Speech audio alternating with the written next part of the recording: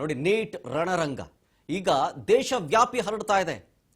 ಬಿಹಾರಲ್ಲಿ ಅಂದ್ರೆ ಡೆಲ್ಲಿಯಿಂದ ಶುರುವಾಗಿದ್ದು ಬಿಹಾರಕ್ಕೆ ಹೋಯ್ತು, ಹೈದರಾಬಾದ್ಗೆ ಹೋಯ್ತು, ಈಗ ರಾಷ್ಟ್ರ ರಾಜಧಾನಿಯಿಂದ ಐಟಿ ಸಿಟಿ ಬೆಂಗಳೂರಿಗೂ ಕೂಡ ಈ ನೀಟ್ ಕಿಚ್ಚು ವ್ಯಾಪಿಸ್ತಾ ಇದೆ. ಡೆಲ್ಲಿಯಿಂದ ರಾಜ್ಯಕ್ಕೆ ತಲುಪಿದೆ ಕೈಕಮಲ ರಣಸಂಗ್ರಾಮ. ಈಗ ಜಟಾಪಟಿ ಶುರುವಾಗ್ತಾ ಇದೆ. ಸಂಸತ್ ಭವನದಲ್ಲಿ ಶುರುವಾದಂತಹ ಜಟಾಪಟಿ ಪಕ್ಷಗಳ ನಡುವೆ ಈಗ ಬೆಂಗಳೂರಿನಲ್ಲೂ ಆಗ್ತಾ ಇದೆ. ಬೆಂಗಳೂರಿನ ಕಾಂಗ್ರೆಸ್ ಕಚೇರಿಗೆ ಮುತ್ತಿಗೆ ಹಾಕುವುದಕ್ಕೆ ಬಿಜೆಪಿ ಪ್ರಯತ್ನ ಪಡಿತು. ಕಂಟೋನ್ಮೆಂಟ್ ರೈಲು ನಿಲ್ದಾಣದ ಬಳಿಗೆ ಭಾರಿ ಹೈಡ್ರಾಮವಾಯಿತು. ಆರ್ ಅಶೋಕ್, ಸಿಎನ್ ಅಶ್ವತ್ಥನಾರಾಯಣ್ ಅವರ ನೇತೃತ್ವದಲ್ಲಿ ಹೋರಾಟ ಮಾಡಬೇಕಾದ್ರೆ ಪೊಲೀಸರು ಅವರನ್ನು ತಡೆಯುವಂತಹ ಪ್ರಯತ್ನಗಳನ್ನು ಮಾಡಿದರು. ನೀಟ್ ವಿಚಾರದಲ್ಲಿ ಕಾಂಗ್ರೆಸ್ನಿಂದ ರಾಜಕಾರಣ ಆಗ್ತಿದೆ ಅನ್ನೋ ಆರೋಪ ಮಾಡ್ತಾ ಇದೆ ಬಿಜೆಪಿ. ವಿದ್ಯಾರ್ಥಿಗಳ ಭವಿಷ್ಯದ ಜೊತೆ ಆಟ ಆಡಿಬಿಟ್ಟು ದಾರಿ ತಪ್ಪಿಸ್ತಾ ಇದ್ದಾರೆ, ಅವರು ದಾರಿ ತಪ್ಪಿಸ್ತಾ ಇದ್ದಾರೆ ವಿದ್ಯಾರ್ಥಿಗಳದ್ದು ಅಂತ ಹೇಳ್ತಿದ್ದಾರೆ. ಪ್ರತಿಭಟನಾ ನಿರತ ಹಿರಿಯ ನಾಯಕರನ್ನ ವಶಕ್ಕೆ ಪಡೆದಿದೆ ಕಾಕಿ. ಇದಕ್ಕೆ ಸಂಬಂಧಪಟ್ಟಂತ ಒಂದಷ್ಟು ವಿಡಿಯೋ ಸಾಕ್ಷೀಕರಿಸ್ತಾ ಇದ್ದಾರೆ. MLC ರವಿಕುಮಾರ್ ಅವರಿದ್ದಾರೆ. ಜೊತೆಗೆ ಇದರ ನೇತೃತ್ವ ವಹಿಸಿದ್ದು ವಿಪಕ್ಷ ನಾಯಕ ಆರ್ ಅಶೋಕ್ ಮತ್ತು ಸಿಎನ್ ಅಶ್ವತ್ಥನಾರಾಯಣ್. ಅವರಿಬ್ಬರನ್ನೂ ಕೂಡ ವಶಕ್ಕೆ ಪಡೆಯಲಾಯಿತು. ಭಾರಿ ಹೈಡ್ರಾಮದ ಜೊತೆಗೆ ಇದು ಹೋರಾಟ ಮತ್ತೊಂದು ಹಂತಕ್ಕೆ ಹೋಗ್ತಾ ಇತ್ತು. ಗಲಾಟೆ ಗದ್ದಲಗಳಿಗೆ ಕಾರಣವಾಗ್ತಾ ಇದೆ ಅಂತ ಹೇಳಿ ಪರಿಸ್ಥಿತಿ ಕೈ ಮೀರುತ್ತಾ ಇದೆ ಅಂತ ಅರಿತಂತ ಪೊಲೀಸರು ಅವರನ್ನ ವಶಕ್ಕೆ ಪಡೆಯುವ ಪ್ರಯತ್ನಗಳಾಯಿತು. ಇದು ಬೆಂಗಳೂರಿನ ವಸಂತನಗರದ ಕಂಟೋನ್ಮೆಂಟ್ ರೈಲು ನಿಲ್ದಾಣದ ಬಳಿ ಆದಂತಹ ಹೈಡ್ರಾಮದ ಒಂದಷ್ಟು ದೃಶ್ಯಾವಳಿಗಳು.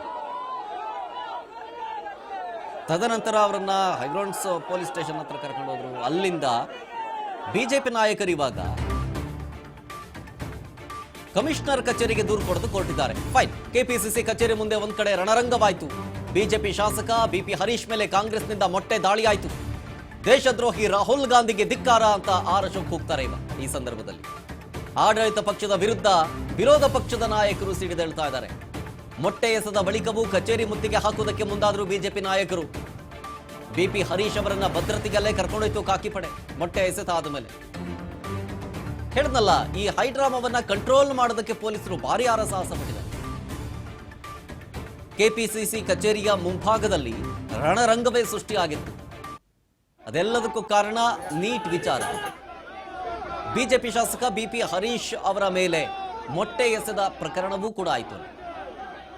ಬಿಪಿ ಹರೀಶ್ ಅವರ ತಲೆಗೆ ಮೊಟ್ಟೆ ಹೊಡಿತಾರೆ ಕಾಂಗ್ರೆಸ್ನ ಕಾರ್ಯಕರ್ತರು ಯಾರೋ ಒಬ್ರು. ಪರಿಸ್ಥಿತಿ ಕೈ ಮೀರ್ತಾ ಇದೆ ಅನ್ನೋ ಅರಿತಂತಹ ಪೊಲೀಸರು ಒಂದಷ್ಟು ಜನನ್ನ ವಶಕ್ಕೆ ಪಡೆಯುವಂತಹ ಪ್ರಯತ್ನಗಳನ್ನು ಮಾಡಿದ್ರು. ಮೊಟ್ಟೆ ಎಸೆತ ಆದ್ಮೇಲೆ ಬಿಪಿ ಹರೀಶ್ ಅವರನ್ನ ಪೊಲೀಸ್ ಭದ್ರತೆಯಲ್ಲೇ ಕರ್ಕೊಂಡೋದ್ರು. ಆಗ ಆರ್ ಅಶೋಕ್ ಮತ್ತು ಬಿಜೆಪಿ ನಾಯಕರನ್ನ ವಶಕ್ಕೆ ಪಡೆಯುವ ಸಂದರ್ಭದಲ್ಲಿ ಆರ್ ಅಶೋಕ್ ಅವರು ಕಾಂಗ್ರೆಸ್ ವಿರುದ್ಧ ವಾಗ್ದಾಳಿ ನಡೆಸ್ತಾರೆ. ದೇಶದ್ರೋಹಿಗಳಿಗೆ ಸಪೋರ್ಟ್ ಕೊಡೋ ಕಾಂಗ್ರೆಸ್ಗೆ ಧಿಕ್ಕಾರ ಅಂತಾರೆ. ದೇಶದ್ರೋಹಿ ರಾಹುಲ್ ಗಾಂಧಿಗೆ ಧಿಕ್ಕಾರ ಅಂತ ಕೂಗ್ತಾರೆ. ಮೊಟ್ಟೆ ಎಸೆದ ಆದ್ಮೇಲೂ ಕೂಡ ಕಚೇರಿ ಮುತ್ತಿಗೆ ಹಾಕೋದಕ್ಕೆ ಇನ್ನೂ ಜೋರಾಗ್ತಾರೆ. ಪರಿಸ್ಥಿತಿ ಕೈ ಮೀರ್ತಾ ಇದೆ ಅನ್ನೋದನ್ನ ಅರಿತ ಪೊಲೀಸರು ಅವರನ್ನ ಕಂಟ್ರೋಲ್ ಮಾಡೋದಕ್ಕೆ ಹರಸಾಹಸ ಪಡ್ತಾರೆ. ಅದು ಸಾಧ್ಯವಾಗದ ಕಾರಣ ವಶಕ್ಕೆ ಪಡ್ಕೊಳ್ತಾರೆ, ಅಂದ್ರೆ ಬಸ್ಸಿಗೆ ತುಂಬಿಸ್ಕೊತಾರೆ ಅಂತ. ವಶಕ್ಕೆ ಪಡ್ಕೊಳ್ತಾ ಇದ್ದಾರೆ.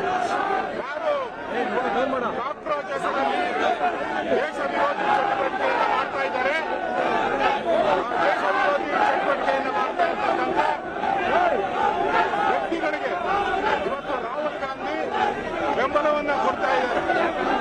ಚೈನಾ, ಪಾಕಿಸ್ತಾನ, ಅಮೆರಿಕ ಈ ತರದ ದೇಶಗಳು ಬೆಂಬಲ ಕೊಡ್ತಾ ಇರುವಂತ ಈ ಕಾಕ್ರೋಚ್ ಪಾರ್ಟಿಗೆ ಇವತ್ತು ರಾಹುಲ್ ಗಾಂಧಿ ಅವರು ಪ್ರೈಮ್ ಮಿನಿಸ್ಟರ್ ಆಫೀಸ್ ಹೋಗಿ ಕಾನೂನನ್ನ ಕೈಗೆ ತೆಗೆದುಕೊಂಡು ಆ ಸ್ಥಳಕ್ಕೆ ಪರವಾಗಿ ರಾಹುಲ್ ಗಾಂಧಿ ಅವರು ಹೊರಟಿರುವಂತದ್ದು ಇದು ಕಾಂಗ್ರೆಸ್ ಪಾರ್ಟಿ ಮಾಡ್ತಾ ಇರುವಂತಹ ದ್ರೋಹ.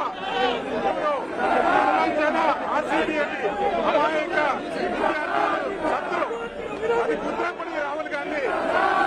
ಹುಬ್ಳಿಯಲ್ಲಿ ಲಕ್ಷಾಂತರ ಯುವಕರು ಹೋರಾಟವನ್ನ ಮಾಡಿದ್ರು. ನಾವು ನಾರಾಯಣ ಸ್ವಾಮಿ ಎಲ್ಲ ಹೋಗಿದ್ರಿ, ಅಲ್ಲಿ ಲಾಠಿ ಚಾರ್ಜ್ ಮಾಡಿದ್ರಲ್ಲ ಅವ್ರ ಮೇಲೆ. ಅವಾಗೆಲ್ಲ ಹೋಗಿದ್ರು ನಮಗೆ ವಿದ್ಯಾರ್ಥಿಗಳು. ಈಗ ಮಾತ್ರ ವಿದ್ಯಾರ್ಥಿಗಳ ಬಗ್ಗೆ ಮಾತಾಡ್ತಿರಲ್ಲ. ಪಾರ್ಲಿಮೆಂಟ್ ಏನಿದೆ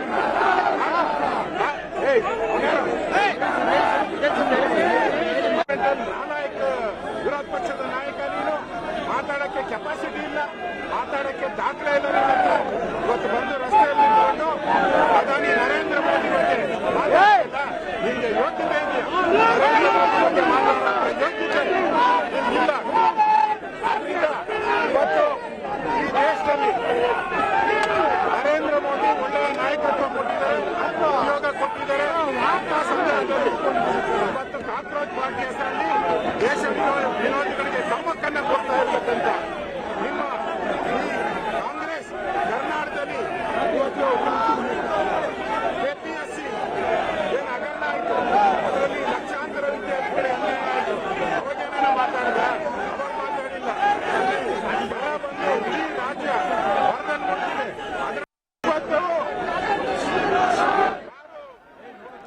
ನೋಡಿ, ಹೀಗೆ ಆರ್ ಅಶೋಕ್ ಅವರು ವಾಗ್ದಾಳಿ ನಡೆಸ್ತಾ ಇದ್ದಾರೆ. ಅವರೊಟ್ಟಿಗೆ ಛಲವಾದಿ ನಾರಾಯಣ ಸ್ವಾಮಿ ಅವರಿದ್ರು, SR ವಿಶ್ವನಾಥ್ ಅವರಿದ್ರು, ಜನಾರ್ದನ ರೆಡ್ಡಿ ಅವರಿದ್ರು. ಇಲ್ಲಿ ನೋಡಿ, ಮಾಧ್ಯಮದೊಟ್ಟಿಗೆ ಮಾತನಾಡಿದ ನಂತರ ಪರಿಸ್ಥಿತಿ ವಿಕೋಪಕ್ಕೆ ಹೋಗ್ತಾ ಇದೆ ಅಂತ ಅಂದ್ಬಿಟ್ಟು ಪೊಲೀಸರು ಅವರನ್ನ ವಶಕ್ಕೆ ಪಡ್ಕೊಂಡಿದ್ದಾರೆ, ಆರ್ ಅಶೋಕ್ ಅವರನ್ನ. ಅದರ ವಿಜುವಲ್ಸ್ ಗಮನಿಸ್ತಾ ಇದ್ರಿ.